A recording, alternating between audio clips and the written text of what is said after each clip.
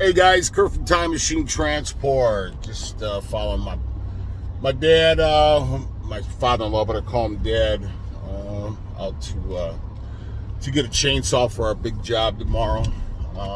The big tree job I was telling you, I'll do a video on it. But anyways, that's not what it's about, this video. So I listened to this channel called Monkey Works, and he was saying that in Maitland, Florida, somebody had a big video on a bunch of military-aged men getting off of a bus, going and staying at the hotel there, and I guess they were given prepaid credit cards and all this other stuff. But anyway, so the point of the video is obviously, well, not obviously, but I'm sure that there's people unaware of how I'll show you guys how the Russians are possibly going to invade Ukraine, right? And how Biden is sending in troops from NATO. When I was stationed in our airborne unit over in Vicenza, Italy, you can look it up. It's in Vicenza, Italy, the ABCT, the Airborne Battalion Combat Team. We were part of NATO. A lot of people don't know that this Russian thing has the potential of being pretty serious.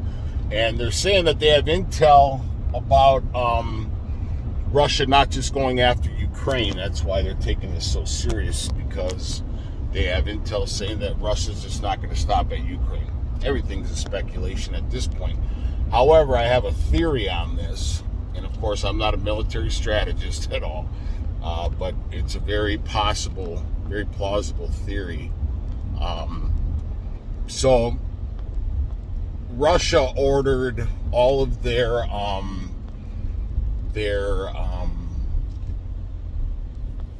representatives or whatever, ambassadors or whatever representatives of Russia to be out of all NATO countries by February 5th. And this isn't just thumping their chest. I mean, you're going to spend millions of dollars to thump your chest and try to just act like you're going to. No, they're going into Ukraine, man. They're going to go into Ukraine. And I believe at the same time China's going to go after Taiwan. And this is the reason why.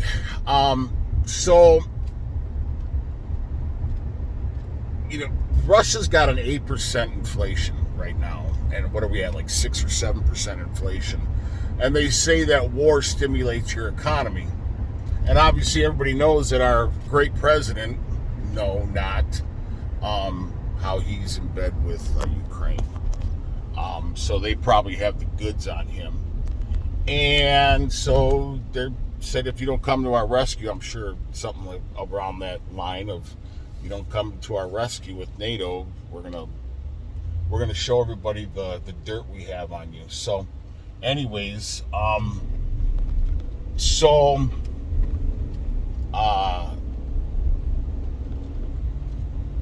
Jinping, the dictator of China, excuse me, I have my braces on. My braces are actually closing up that gap pretty good. But I talk with a lisp. So Russia told all their diplomats or whatever, representatives, or just even their citizens, to be out of all the NATO countries by February 5th, right? Well, China, Xi Jinping, he is actually hosting the Winter Olympics from the 4th of February to the 20th of February.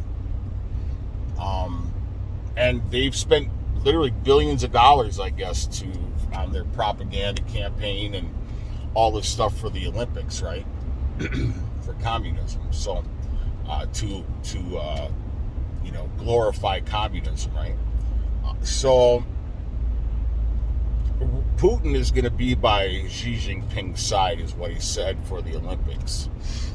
So these strategists are saying that don't look for an invasion from the 4th through the 20th of February, because Xi Jinping has spent this amount of money on the Winter Olympics, and Putin's going to be by his side. So they're saying that Putin wouldn't want to take the stage away from China and do an invasion. And then obviously that's going to be everything that's broadcasted on the television, not the Winter Olympics.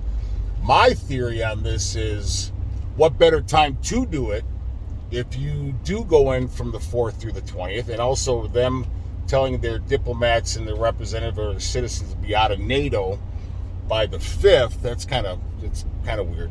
But they say that a tank invasion right now, from this point to the middle of March, is the best time for, and when we trained in Grafenberg, Germany, I mean, it's quite evident that if you have thawed ground, especially with the snow or whatever, and it just turns into straight mud, it makes things a lot more difficult if you're in a tank battle, right? And you're moving troops around.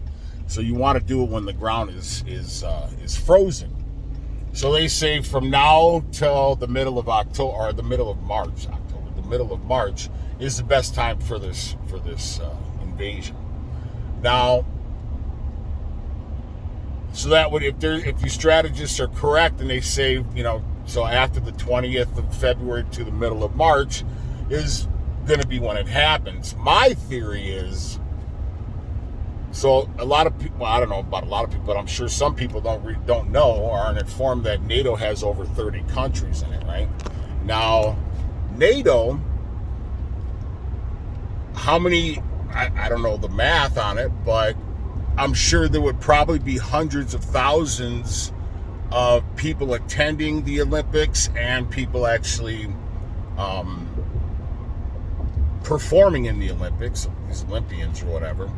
So I would imagine there's got to be a couple 100,000 participants and spectators that are going to be in China for the Olympics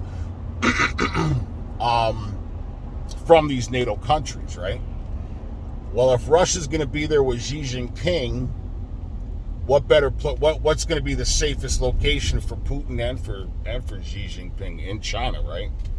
So also, if these strategists are saying no, it won't happen during the Winter Olympics because Putin wouldn't want to take away the stage, well, how else would you thwart? Is that a word? Thwart an invasion or deter an invasion? Thwart, I think it's thwart an invasion.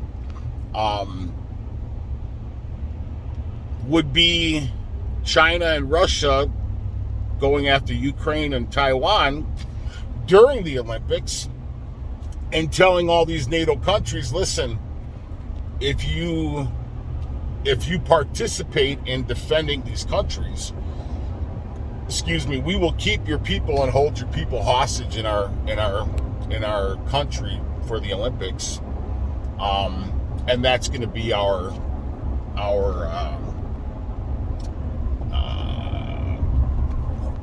collateral, right? Your people are going to be our pawns. They're going to be our collateral. That you guys aren't going to do anything in this invasion. So, and then what are obviously that would be public, right? It would be on the news all over the place that, China and Russia had said, if you guys back NATO or you guys defend these countries, we're going to hold your people.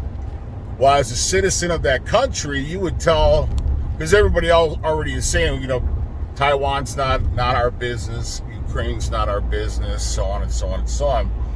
So people are saying, hey, that's not our business, stay out of it. Well, what would happen if China and Russia do decide to move on those two countries, and then they say, listen, if you guys back these countries or help defend them, we're going to keep your people, and we're going to keep them as hostage and imprison them or execute them, right? The people would basically say, are you out of your crazy, are you out of your cotton picking mind, which I don't think I've ever said a day in my life. The citizens of those countries would be like, no, we don't need to defend these countries. And what about our citizens? So you're going to go and you're going to help defend these countries that don't have our citizens or our best interests in mind. And you're going to put the lives, you're going to put these people's lives in danger or at risk because you guys want to go in and help defend these countries that have nothing to do with us or that aren't our business. I think we should defend these countries. I think that if we allow China and Russia to do these things, it's just going to open the door for future invasions and build their strength and their morale, right? So I truly think it's going to happen during the Olympics. That's my theory. And like I said, anything's possible. Is it going to happen? No, it's all speculation. But I don't think Russia's thumping their chest and wasting millions of dollars with a poor economy like all these other countries. Everybody seems like they have a really bad economy right now. So you have all these, Russia's not going to, put another burden on their economy by adding millions of dollars and moving all these troops around. And then obviously you need blood for the medical tents and everything. That costs money. You're going to have an ample supply of blood, and food to feed the troops. Plus you have to pay the troops, plus the fuel, so on and so on and so on. So I'm sure it's costing them millions of dollars for this, right? So I truly think that the invasion is going to come during the Winter Olympics when nobody's expecting it. For the obvious, like I said, I think that they would use the citizens and the Olympians from those NATO countries as pawns or as collateral to say, don't do it. If you do, we're going to keep your people. And then the citizens of those countries will be irate and they won't support their governments anymore, for the obvious. So anyways, that's kind of my whole theory on it. I could be way off, but it's a very plausible theory. I think it's going to happen, and I'm for it. I think those countries should be defended, because like I said, if we don't help defend these countries, it's just going to open the door for future events for these countries, for Russia and China.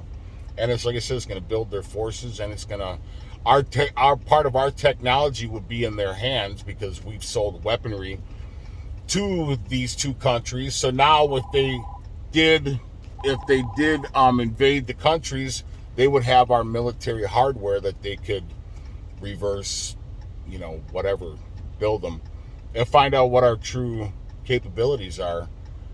So anyways, I personally think it's going to be during the Olympics. That's just my thought. And leave a comment in the comments section that you agree or don't agree. But yeah, that's just my theory. We're gonna go in here and buy a new chainsaw, so I gotta let you guys go, and I guess we'll keep mine on this. I'll do a video on this big tree takedown tomorrow, and hope all is well with you guys. My truck, the mechanic painted the block. We have all the parts, except the crankshaft bearings were damaged. So I don't know what we're going to do about that, but during the shipment from Wisconsin. So anyways, I'll keep you guys posted, let you know what's going on. And please like and subscribe to the channel. Ciao.